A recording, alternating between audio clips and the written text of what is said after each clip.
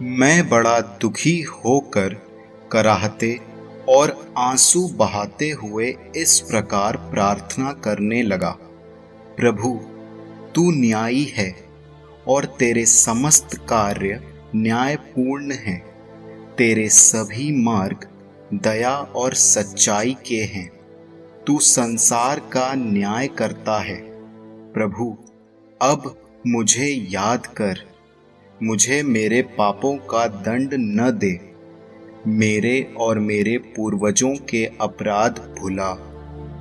हम लोगों ने तेरी आज्ञाओं का पालन नहीं किया, इसलिए हम लूट, निर्वासन और मृत्यु के शिकार बने हुए हैं।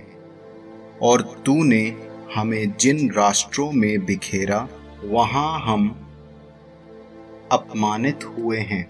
प्रभु, तेरा दंड सही है, क्योंकि हमने तेरी आज्ञाओं का पालन नहीं किया और हम तेरे प्रति ईमानदार नहीं रहे।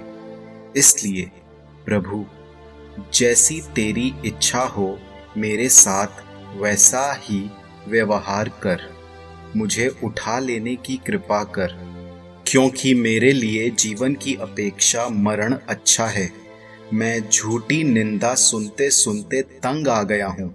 मैं बड़ा दुखी हूँ। प्रभु, मुझसे ये कष्ट दूर कर। मुझे अपने शाश्वत निवास में प्रवेश करने दे। प्रभु, मुझसे अपना मुख न छिपा। जीवन भर इस प्रकार का कष्ट सहते और निंदा सुनते रहने की अपेक्षा मेरे लिए मरण अच्छा है। उसी दिन मेदिया के एक पतना नामक नगर में रागुएल की पुत्री सारा को भी अपने पिता की एक नौकरानी की फटकार सुननी पड़ी। सारा का विवाह 7 बार हुआ था और सारा से पति का संसर्ग होने से पहले ही अस्मादेव नामक पिशाच ने क्रमशः 7 को उसके पास आते ही मार डाला था। नौकरानी ने सारा से कहा, पतियों की हत्यारिन, तुमको 7 पति मिल चुके हैं और तुम किसी की नहीं बन सकी। अपने मरे हुए पतियों के कारण हमको क्यों डांटती हो? उनके पास चली जाओ। अच्छा हो कि हम तुम्हारे पुत्र या तुम्हारी पुत्री को कभी नहीं देखें। उस दिन सारा को बड़ा दुख हुआ। वो रोते हुए पिता के घर की छत पर जाकर अपने को फांसी लगाना चाहती थी। फिर वो सोचने लगी, कहीं ऐसा न हो कि लोग ये कहते हुए मेरे पिता का अपमान करें। तुम्हारी एक ही प्यारी पुत्री थी और उसने दुख के कारण फांसी लगा ली, और इस तरह मैं अपने बूढ़े पिता की मृत्यु का कारण बनूंगी। मेरे लिए अच्छा ये है कि मैं अपने को फांसी न लगाऊं, बल्कि ईश्वर से प्रार्थना करूं कि मैं मर जाऊं, जिससे मुझे अपने जीवन में और अपमान नहीं सुनना पड़े। इसके बाद वो खिड़की के पास हाथ पसारे इस प्रकार प्रार्थना करने लगी, दयालु प्रभु ईश्वर, तू धन्य है। तेरा पवित्र और सम्मान्य नाम सदा सर्वदा धन्य है। तेरे सभी कार्य सदा सर्वदा तुझे धन्य कहें। प्रभु, अब मैं तेरी ओर अभिमुख होकर तुझ पर अपनी आंखें लगाती हूँ।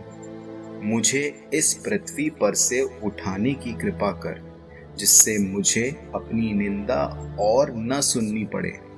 प्रभु, तू जानता है कि मैंने किसी पुरुष के अपवित्र संसर्ग द्वारा कभी पाप नहीं किया।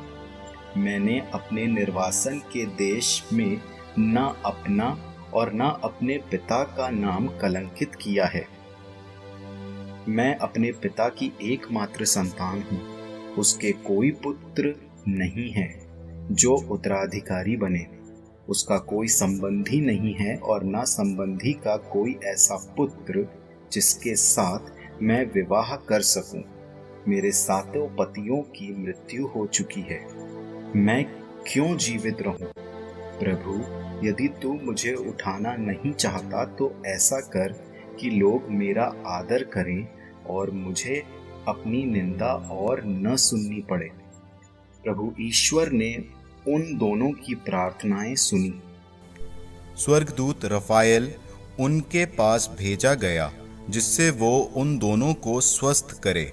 वो टोबीत का मोतियाबिंद दूर करे और रागुएल की बेटी सारा का विवाह टोबीत के पुत्र टोबिया से कराए। साथ ही अस्मादेव पिशाच को बंदी बना ले, क्योंकि सारा टोबिया की होने जा रही थी। इधर टोबीत घर लौटा और उधर रागुएल की पुत्री सारा छत से नीचे उतरी।